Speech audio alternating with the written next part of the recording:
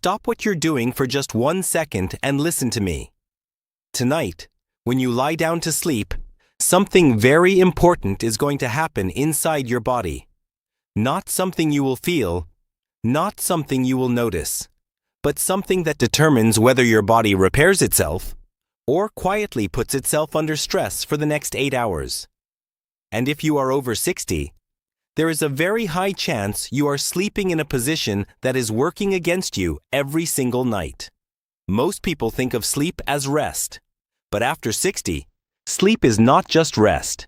It is a biological survival window. It is the only time your heart, your blood vessels, and your brain have to repair the damage from the entire day. And if that repair window is compromised, even slightly, the effects do not stay small. They accumulate, night after night, until one day something happens that feels sudden, but has been building for years. Poor circulation does not announce itself. It builds quietly. Blood slows. Pressure increases. Flow becomes uneven. And when blood sits still for too long, it clots. That clot does not stay where it forms. It moves.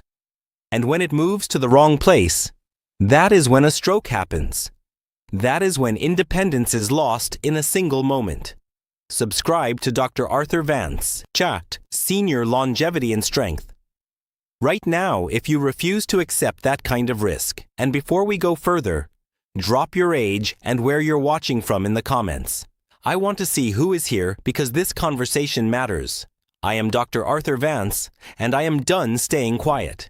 As a son, I would never allow my parents to spend 8 hours every night in a position that increases stress on their heart without even realizing it.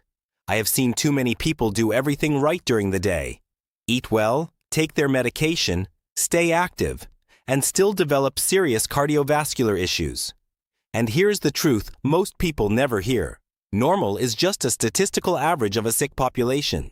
Just because most people sleep a certain way does not mean it is safe. Let me explain what is actually happening inside your body when you sleep. Think of your circulation like a river system. When the river flows smoothly, everything is nourished. Oxygen reaches every cell. Waste is carried away. But when that river slows, when it becomes blocked or uneven, things begin to build up. Sediment collects. Flow becomes stagnant. And that is where problems begin. Now imagine lying in a position that bends that river, that slows it, that forces your heart to work harder just to maintain flow. That is what many common sleep positions do after 60. When you lie flat on your back, your body may look relaxed, but inside, something very different is happening.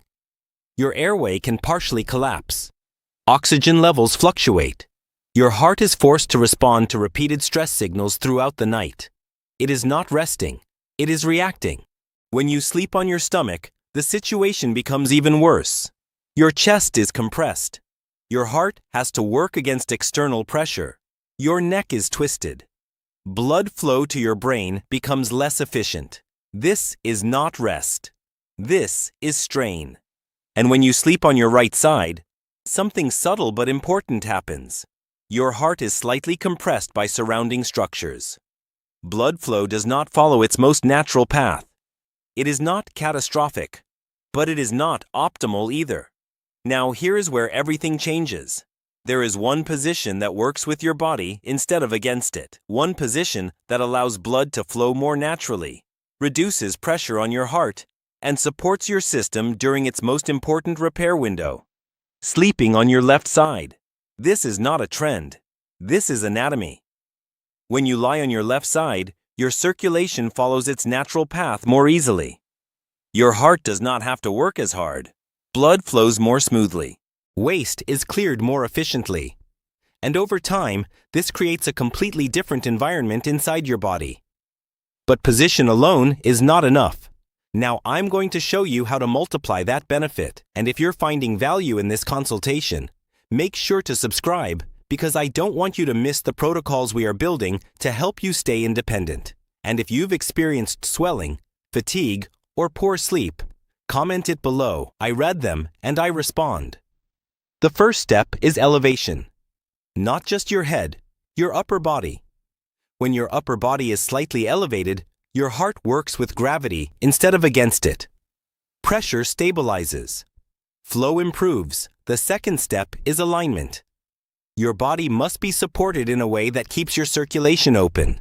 A simple pillow between your knees keeps your hips aligned and prevents compression of major vessels. The third step is preparation. Before you sleep, you give your body a chance to reset. Elevating your legs for a few minutes allows blood to return to your core before you lie down. This reduces pooling. It reduces pressure. It prepares your system for the night. This is what I call the nighttime circulation protection protocol. It is not complicated, but it is powerful. Because when you combine these elements, something changes. Your heart works less. Your circulation improves. Your body repairs more effectively. And over time, your risk decreases, not just on paper, but in reality. Think about your future for a moment. Think about waking up clear, stable, strong. Think about being able to move freely, to live independently, to spend time with your grandchildren without fear of losing control of your body. That future is not decided during the day. It is built every single night. Think of one person you love, someone who sleeps without thinking about any of this. Send this to them right now, because they may not realize what is happening inside their body while they sleep, because the most dangerous habits are the ones that feel completely normal. I'm Dr. Arthur Vance, and your health is the only metric that matters. I'll see you in the next consultation.